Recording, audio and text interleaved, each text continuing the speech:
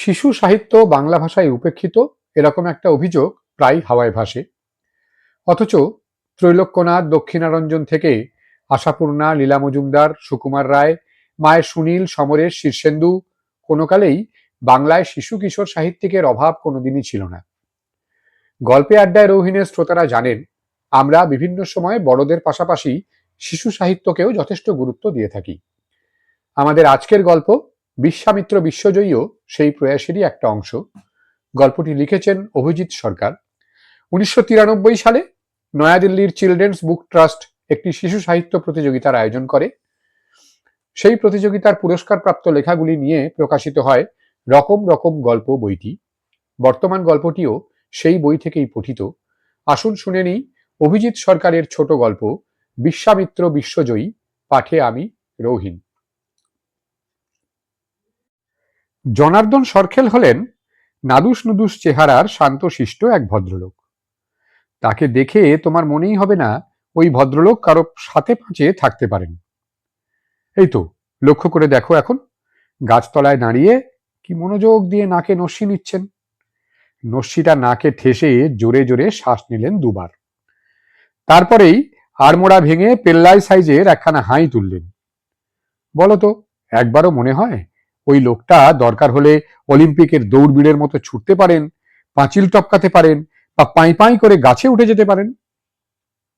হয়তো তোমার বিশ্বাসই হবে না, কিন্তু অলিম্পিকে পদকজয়ী দৌড়বীর আর্নেস্ট ব্যারেট যখন মাদার টেরিজার অনাথ আশ্রমের জন্য আয়োজিত একটা অনুষ্ঠানে শহরের রাস্তায় প্রায় 150 মানুষের সঙ্গে ছুটেছিলেন, আমাদের এই জনার্দন সরখেল তখন ঠিক তার পাশেই দৌড়েছিলেন। পাক্কা 6 মাইল রাস্তা। খবরের কাগজের পাতায় হয়তো আর্নেস্ট ব্যারেটের দীর্ঘ সাক্ষাৎকার তোমরা অনেকেই পরের দিন পড়েছিলে, কিন্তু কয়জন জানো যে 6 মাইল রাস্তা ব্যারেট সাহেবের সঙ্গে সঙ্গে দৌড়ে সেই সাক্ষাৎকারটা নিয়েছিলেন জনার্দন সরখেল? অনেকেই হয়তো এবার আন্দাজ করতে পারছো জনার্দন বাবুর পেশাটা কি। হ্যাঁ, জনার্দন বাবু হলেন খবরের কাগজের রিপোর্টার, সাদা বাংলায় যাকে বলে সাংবাদিক। খবরের খোঁজে তিনি করতে পারেন না এমন কোনো কাজই নেই। পাঁচিল টপকানো বা গাছে চড়ে বসা তো ছোটখাটো ঘটনা। খবরের খোঁজ করতে গিয়ে তিনি হনুমানের চর থেকে শুরু করে ষাঁড়ের তাড়া অবধি খেয়েছেন। যাকগে, সেসব গল্প লিখতে গেলে আমার আসল গল্পটারই খেই হারিয়ে যাবে। এসো বরং দেখা যাক এই 52-2 পতিতুন্ডি স্ট্রিটের আমড়া গাছটার নিচে এই মুহূর্তে জনার্দন বাবু ঘাঁটি গেড়েছেন কি জন্য। 52-2 পতিতুন্ডি স্ট্রিট, ঠিকানাটা চেনা চেনা মনে হচ্ছে না? হ্যাঁ, ঠিক ধরেছ, এটাই হলো কবি বিশ্বামিত্র বিশ্বাসের বাড়ির ঠিকানা।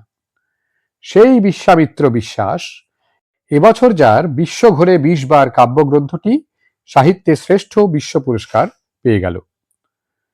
নিশ্চয়ই আর বলে দেওয়ার দরকার নেই যে বিশ্বামিত্র বিশ্বাসের সাক্ষাৎকারের আশাতেই জনার্দন বাবু এই এলাকায় ঘুরঘুর করছেন।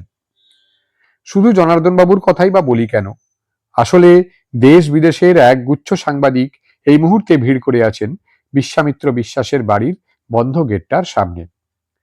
কিন্তু মুশকিল হয়েছে যে অত্যন্ত লাজুক স্বভাবের মানুষ বিশ্বামিত্র বাবু কিছুতেই সাংবাদিকদের সঙ্গে দেখা করতে রাজি নন।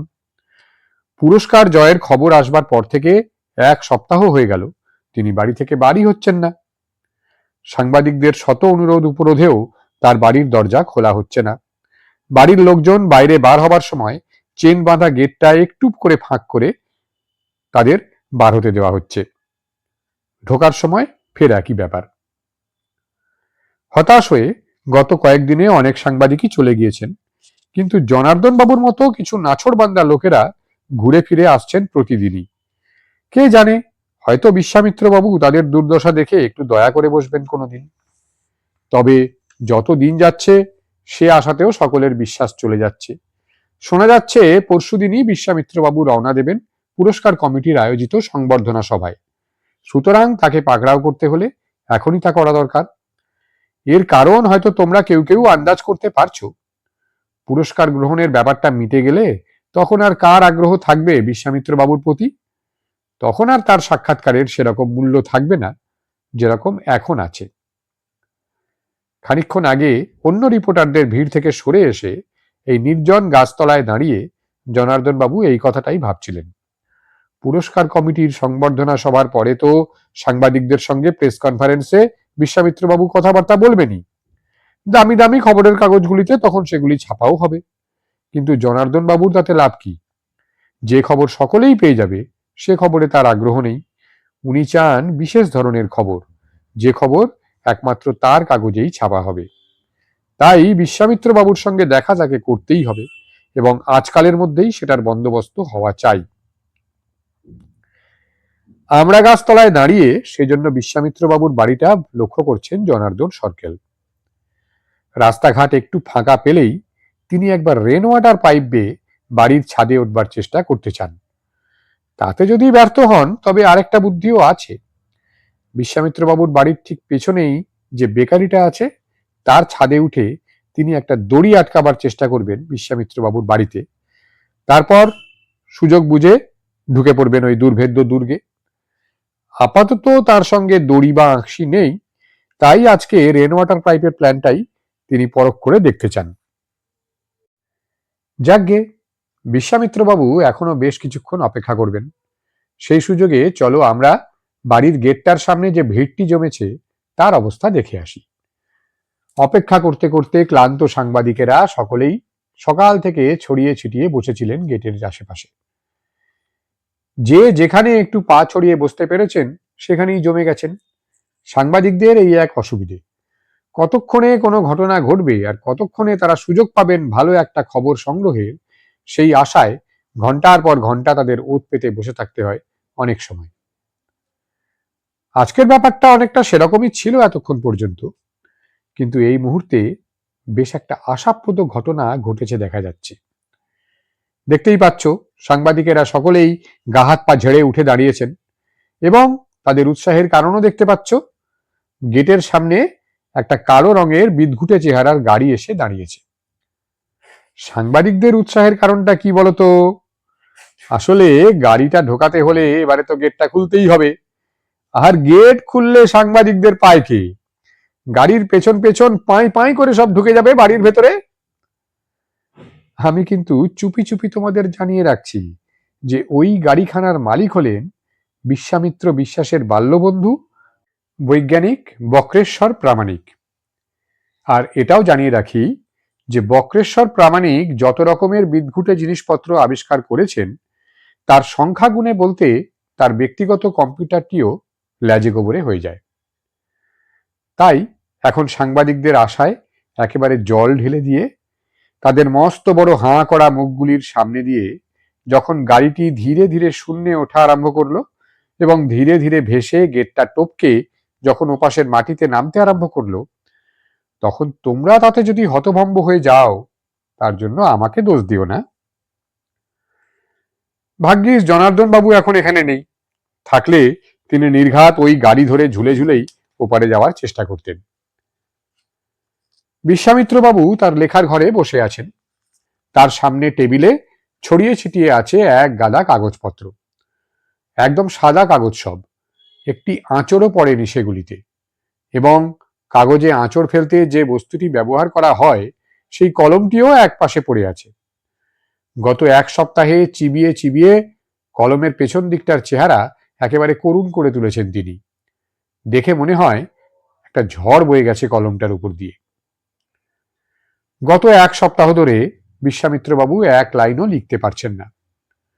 যেদিন পুরস্কারের খবরটা এসে পৌঁছলো সেদিন থেকে স্রেফ দুশ্চিন্তায় তার মাথা থেকে সব কবিতা পালিয়ে গেছে। ক্লাস 8-এ থাকতে বিশ্বামিত্রবাবু জীবনে একবার স্টেজে উঠেছিলেন স্কুলের পুরস্কার বিতরণী অনুষ্ঠানে কবিতা আবৃত্তি করতে। দর্শকের আসনে সারি সারি মুখগুলি দেখে সেই যে ভূমিকম্প শুরু হয়েছিল তার বুকে, সেই যে বিশ্রী রকম বিস্ময় খেয়ে স্টেজ থেকে নেমে পালিয়েছিলেন, মুখোমুখি হলেই তার বুক ডিপ ডিপ, চোখ করকর, কান কটকট, দাঁত আর গা শিরশির করে ওঠে। এ হেন বিশ্বামিত্র বাবুকে যে এখন মহা আতঙ্কগ্রস্ত আর দুশ্চিন্তাগ্রস্ত দেখাবে তাতে আর অবাকের কি আছে? পুরস্কার কমিটিতে সব হোমরা চোমরা বিদেশি লোকেদের মুখোমুখি হতে হবে ভেবেই তার হাত পা ঠান্ডা হয়ে গেছে। রাতে তার চোখে ঘুম নেই, আর দিনে তার কলমে নেই কবিতা। উঠে দাঁড়ালেন বিশ্বামিত্রবাবু। হাঁটতে হাঁটতে গিয়ে দাঁড়ালেন জানলার সামনে। নিচের গেটের ওখানে সাংবাদিকদের ভিড় স্পষ্ট দেখা যাচ্ছে এখান থেকে। সেই দৃশ্য দেখে বিশাল এক দীর্ঘশ্বাস ছাড়লেন বিশ্বামিত্রবাবু। ভেবেছিলেন এই নির্জন বাড়িতে বসে কবিতা লিখেই শান্তিতে জীবনটা কাটাবেন, কিন্তু কবিতা লিখেও যে এমন দুর্বিপাকে পড়া যায় কে জানত। আবার দীর্ঘশ্বাস ফেললেন তিনি। বৈজ্ঞানিক বক্রেশ্বর প্রামাণিক বলেছিলেন বটে যে তার সমস্যার সমাধান করে দেবেন, কিন্তু তারপরে তো 6-7 দিন কেটে গেল, বক্রেশ্বরের পাত্তাই নেই। আগামী কাল পরশুর মধ্যে রওনা দিতে হবে। এর মধ্যে বক্রেশ্বর যদি কোনো ব্যবস্থা না করেন তবে যে কি হবে। ঠিক সেই সময় একতলায় গাড়ি বারান্দার নিচে গাড়ি থেকে নামলেন বক্রেশ্বর বাবু। বক্রেশ্বর বাবুর সঙ্গে একজন সঙ্গী আছেন। সেই ভদ্রলোক একটু অদ্ভুত ধরনের, তা তার পোশাক আশাক দেখে বুঝতে অসুবিধে হয় না। এরকম বড়সড় আকারের ওভারকোট আমাদের মতো গরমের দেশে কেউ ব্যবহার করে না। তাছাড়া অমন কান ঢাকা টুপি কোন দুঃখে পড়েছেন ইনি? চোখে আবার গাঢ় কালো সানগ্লাস। বিশ্বামিত্রবাবুর পেয়ারের ভৃত্য রতন দরজা খুলেছিল গাড়ির শব্দ শুনে। বৈজ্ঞানিক বক্রেশ্বরকে রতন একটু সমীহই করে। আসলে বক্রেশ্বর বাবুর আবিষ্কৃত একটা ট্যাবলেট খেয়েই রতনের চকচকে টাক ভরে উঠেছে ঘন কালো চুলে। রোজ চিরুনি বুলিয়ে সেই চুলে রতন ঘটা করে টেরি কাটে বটে, কিন্তু তবু তার ঠিক বিশ্বাস হয় না যে এই চুলগুলি সত্যি সত্যিই তার মাথায় আছে। তোমরাই বলো, টাক মাথায় একটা লোক স্রেফ একখানা ট্যাবলেট খেয়ে রাতে শুয়ে পড়বার পর পরদিন সকালেও জেগে উঠে যদি মাথায় ঝাঁকড়া এক রাস চুল আবিষ্কার করে, অবাক লাগবে না? বক্রেশ্বর বাবুকে রতন পিশাচ সিদ্ধ তান্ত্রিক তান্ত্রিক বলে মনে করে। আর আজকে দরজা খুলে সেই বক্রেশ্বর বাবুর সঙ্গে এমন বিদঘুটে পোশাক পরা লোকটিকে দেখে তো তার আক্কেল গুড়ুম হওয়ার জোগাড়। তার কেন যেন মনে হতে লাগলো এই লোকটা বক্রেশ্বর বাবুর পোষা পিশাচ টিশাচ না হয়ে যায় না। এই তোর সাহেব কোথা রে? হেঁড়ে গলায় জিজ্ঞেস করল বক্রেশ্বর বাবু।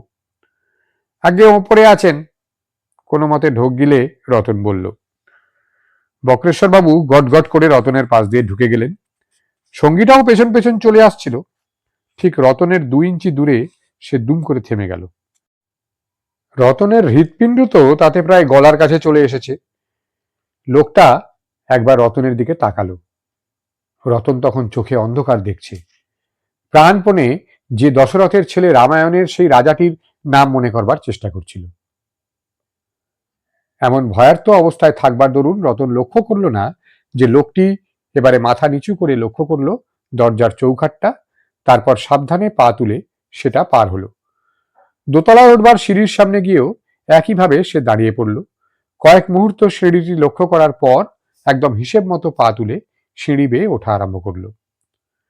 দোতলায় উঠে যাবার পরে বক্রেশ্বর বাবু চেঁচিয়ে বললেন, একটু জল নিয়ে আসিস রে রতন। সেই ডাকে রতনের সম্বিত ফিরল এবং সঙ্গে সঙ্গেই তার মনে পড়ল এতক্ষণ ধরে যে রামের নাম মনে করবার চেষ্টা করছিল। দরজাটা বন্ধ করে রাম নাম করতে করতে সে রান্নাঘরের দিকে রওনা দিল। এর আগে 2-3 দিন এসে বক্রেশ্বর বাবু তার মালিকের ছবি তুলেছেন আর কথাবার্তা রেকর্ড করেছেন। আজকে পোষা পিশাচটা নিয়ে কি করতে এসেছেন সেটা আন্দাজ করবার চেষ্টা করছিল রতন। বিদেশে যাওয়ার এক বিন্দু ইচ্ছে ছিল না বিশ্বামিত্র বাবুর। তিনি ভেবেছিলেন যে ভদ্রভাষায় পুরস্কার কমিটির আমন্ত্রণটা ফিরিয়ে দেবেন, কিন্তু স্বয়ং রাষ্ট্রপতি বিশ্বামিত্র বাবুকে অনুরোধ করেছেন যেতে। ভারতবর্ষের সম্মানের কথা চিন্তা করে এবারটির জন্য বিশ্বামিত্র বাবুকে বিশ্বের দরবারে যেতেই হবে। সে অনুরোধ কি আর ফেলা যায়? বিমর্ষ বদনে জানলা থেকে তিনি সরে এলেন। ভাবলেন বক্রেশ্বর বাবুর বাড়িতে একটা ফোন করে দেখবেন। ঘরের কোণে রাখা লাল টেলিফোনটার দিকেই যাওয়ার জন্য পা বাড়ালেন তিনি, কিন্তু থমকে যেতে হলো একটা পা বাড়িয়েই। ঘরের ভেতরটা গমগম করে উঠল সেই মুহূর্তে তারই কণ্ঠে কে যেন তার লেখা কবিতাই আবৃত্তি করছে। দেওয়ালে লাগানো বিশাল আয়নাটা তাকিয়ে বিশ্বামিত্রবাবু দেখতে পেলেন ঘরের দরজাটা ঠেলে ঢুকছেন বক্রেশ্বর প্রামাণিক। ঘুরে দাঁড়ালেন তিনি। আবৃত্তিটা হঠাৎ থেমে গেল। বক্রেশ্বর হাসলেন, দাড়িতে হাত বুলিয়ে বললেন, তোর সঙ্গে একজনের আলাপ করিয়ে দিচ্ছি বিশু। দরজা ঠেলে এবারে আরেকটা লোক এসে ঢুকলো। বজ্রপাত হলেও বোধহয় বিশ্বামিত্রবাবু এতটা চমকাতেন না। দরজা ঠেলে যিনি ঢুকলেন তিনি একেবারে হুবহু বিশ্বামিত্র বিশ্বাস। সেই খাড়া নাক, পুরু ঠোঁট, গুলিগুলি চোখ, একেবারে বিশ্বামিত্রবাবু। ডান হাতে তার ঢাউস চেহারার একটা ওভারকোট আর বাঁ হাতে একটা সানগ্লাস। আমার তৈরি রোবট, বক্রেশ্বর বাবু এবার বললেন। একদম তোর কণ্ঠ আর চালচলন রেকর্ড করা আছে ওর ব্রেনের কম্পিউটারে। ইতালির একটা কোম্পানি তৈরি করে দিয়েছে তোর মুখের এই আশ্চর্য জীবন্ত ছাঁচ। আমি শুধু আমার জ্ঞান বুদ্ধিতে তৈরি করে দিয়েছি পৃথিবীর সর্বাধুনিক রোবটটি। কবিতা লিখতে পারবে না, কিন্তু আর সবকিছু পারবে। পুরস্কার পাওয়ার জন্য এটাই তোকে আমার উপহার। বক্রেশ্বর বোধহয় আরো কিছু বলতে যাচ্ছিলেন, কিন্তু সেই মুহূর্তেই রোবট বিশ্বামিত্র বাদে ঘরের সকলেই চমকে উঠলেন এক বিকট কর্ণবিদারী আর্তনাদে। সকলের আগে রোবট বিশ্বামিত্রই ঘুরে দাঁড়িয়েছে। বেতার তরঙ্গ ছুঁড়ে চিৎকারের উৎসটা খুঁজে সে তার চোখের লেন্স অ্যাডজাস্ট করে ব্রেডের কম্পিউটারে ছবি পাঠালো। রতন মাটিতে গড়াগড়ি খেয়ে গোঁ গোঁ করছে, হাতের জলের গ্লাসটা খানিক দূরে পড়ে গড়াগড়ি খাচ্ছে। দেখে নাও আমাদের সেই নেহাত গো বেচারা জনার্দন বাবু কেমন পাকা চোরের মতো রেন ওয়াটার পাইপ বেয়ে উঠেছেন। ভদ্রলোকের সাহস আছে মানতে হবে। কম করে 70 কিলো ওজন হবে তার ওই বিশাল বপুর, আর তাই নিয়ে কিনা ওই সরু পাইপ বেয়ে উঠেছেন। হাঁসফাঁস করতে করতে একতলার জানলাটার উপর উঠে পড়ার পর একটু দম নেওয়ার জন্য থেমে গেলেন জনার্দন বাবু। এখান থেকে বিশ্বামিত্র বাবুর বাড়ির পেছনের উঠোনটা স্পষ্ট দেখা যায়। কাতলা মাছের মতো হাঁ করে শ্বাস নিতে নিতে সেদিকে তিনি তাকালেন, এবং তাকানো মাত্রই তার হাঁটা আটকে গেল। দম বন্ধ করে জনার্দন বাবু লক্ষ্য করতে লাগলেন উঠোন দিয়ে খিড়কির দরজার দিকে এগোচ্ছেন বিশ্বামিত্র বিশ্বাস স্বয়ং। খিড়কির দরজাটার সামনে এক মুহূর্ত একটু যেন ইতস্তত করে তিনি থেমে পড়লেন। তারপরেই দরজা ঠেলে বাইরে বেরিয়ে এলেন। উফ, জনার্দন বাবুর কি প্রাণের দয়ামায়া নেই! ওই উঁচু জায়গা থেকেই তিনি শটান লাফ দিলেন একখানা। মাটিতে পা ছুঁয়েই চিৎপাত হয়ে পড়ে গেলেন, কিন্তু চোট আঘাতে তার কোনো বিকার নেই। এক লাফে উঠে দাঁড়িয়েই ছুটে গেলেন তিনি বিশ্বামিত্র বিশ্বাসের সামনে। দৈনিক সত্য ঢাকের আমি সাংবাদিক, স্যার। বিশ্বামিত্র বিশ্বাস হাসলেন জনার্দন বাবুর দিকে তাকিয়ে। তারপর হাত ঘড়িটা দেখে নিয়ে বললেন, 10 মিনিট সময় দিচ্ছি আপনাকে। দাঁড়িয়ে দাঁড়িয়েই মহা উত্তেজিত জনার্দন বাবু এবছরের শ্রেষ্ঠ সাহিত্যিকের পুরস্কার পাওয়া সর্বপ্রথম ইন্টারভিউটা আরম্ভ করলেন। বক্রেশ্বর বাবু খুদে রিসিভারটিতে স্পষ্ট শোনা যাচ্ছিল রোবট বিশ্বামিত্রের কণ্ঠ। দোতলার জানলা থেকে নিচের দৃশ্যটা দেখতে দেখতে আর রিসিভারের আওয়াজ শুনতে শুনতে খুশিতে ডগমগ করছিলেন বিশ্বামিত্র বিশ্বাস। একসঙ্গে 40টা কবিতা এসে তখন তার মগজে গিজগিজ করছিল আনন্দের চোটে। শুনছিলেন অভিজিৎ সরকারের গল্প বিশ্বামিত্র বিশ্বজয়ী আমার কণ্ঠে। কেমন লাগলো জানাবেন অবশ্যই মন্তব্যের বাক্সে। ভালো লাগলে একটু লাইক শেয়ারের অনুরোধ, আর সাবস্ক্রাইব এখনো না করে থাকলে একটু তাগাদা এখনো করেননি। ভালো থাকুন সবাই। গল্পে, আড্ডায়, পড়ায়, শোনায় আজ আসি।